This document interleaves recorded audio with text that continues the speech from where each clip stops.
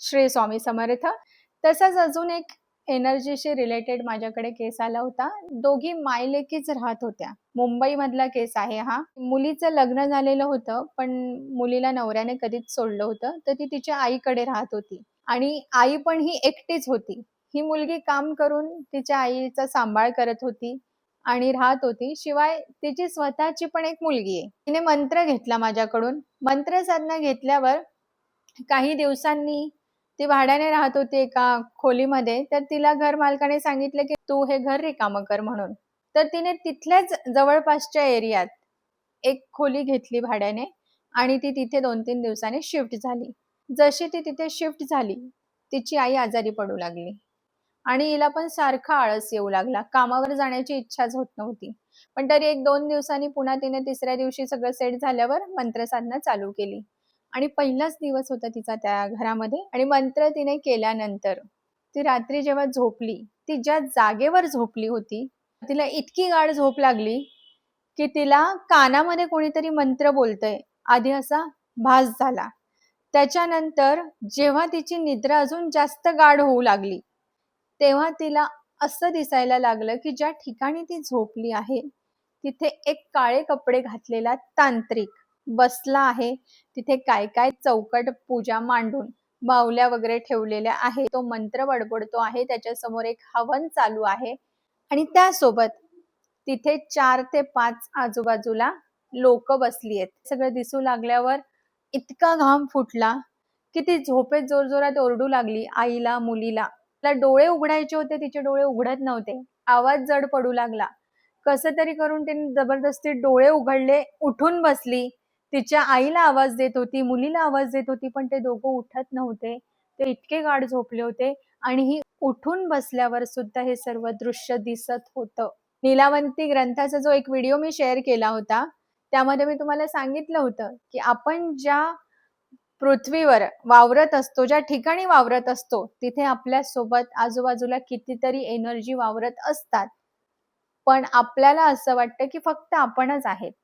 म्हणजे मंत्राचं सामर्थ्य इतकं आहे की मंत्राने तिला तिथे काय घडलेलं आहे ते सगळं दिसू लागलं. फक्त पहिलाच दिवस तिथे तिचा त्या नवीन खोलीमध्ये मंत्रजपचा होता. त्यानंतर तिने तेव्हाच्या तेव्हा रात्री 2:30 ते 2:45 वाजता मला मेसेज केलेला होता. पहाटे उठल्यावर मी जेव्हा चेक केलं, एवढ्या रात्री कुणाचा मेसेज आला आहे, तेव्हा मी तिचे मेसेजेस वाचले आणि मी तिला रिप्लाय केल्यानंतर तिच्याशी बोलणं झाल्यावर कळलं की इतका सर्व त्रास तिला तिथे जाणवला आहे. त्यानंतर मी 2-3 गोष्टी तिला सांगितल्या. तिला सांगितलं की घाबरू नको. तू मंत्र बोलतीयेस. तुला किंवा तुझ्या आईला, मुलीला ते नुकसान पोहोचवू शकत नाही. ते मंत्र इतका पॉवरफुल आहे की त्याच्यामुळे ते तुझ्यासमोर दृश्य दिसलं. मी काय करू? मला दुसरी खोली भेटत नाहीये. मला आता इथे राहायचं नाही. मला इतकी भीती वाटतेय. आज रात्री कसं होईल? ताई सांगा यावर काहीतरी उपाय.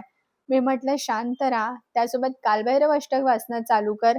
रात्री मंत्र साधना तू नियमित कर. वाटल्यास मंत्र साधनेचं काउंटिंग वाढव आणि कालभैरव अष्टक पण जास्त वेळ म्हण. त्यासोबत प्रोटेक्शन काय घ्यायचं आहे तेही मी तिला सांगितलं. आणि त्यानंतर म्हटलं 10 ते 11 दिवस हे चालू ठेव. खोली हुडकत राहा. नाही सापडली तरी घाबरून जाऊ नकोस. त्यानंतर 4थ्या-5व्या दिवशीच तिचा मला मेसेज आला, ताई 2-3 दिवस त्रास झाला, पण आता सगळं काही सुरळीत आहे. एकदम नॉर्मल आहे. आता ना तो बाबा मला दिसला, ना ती एनर्जी मला दिसली आणि आता आईची पण प्रकृती एकदम चांगली आहे. मुलगी पण व्यवस्थित आहे आणि मलाही जे आळस आला होता, कणकण आली होती, अस्वस्थ वाटत होतं, ते सगळं निघून गेलेलं आहे. खरंच की लोकांचे अनुभव इतके भयानक आहेत या सर्व गोष्टींचे, की बऱ्याच वेळेस असं होतं की तुमच्यापर्यंत पोहोचवणं मला शक्य नसतं. पण आता ते एक-एक अनुभव मी सर्व तुम्हाला शेअर करणार आहे, की तुमच्याकडे जे मंत्र साधना आहे, त्याला तुम्ही मामूली समजू नका किंवा आम्हाला याचा काही उपयोग होत नाहीये, फरक पडत नाहीये, असं समजू नका.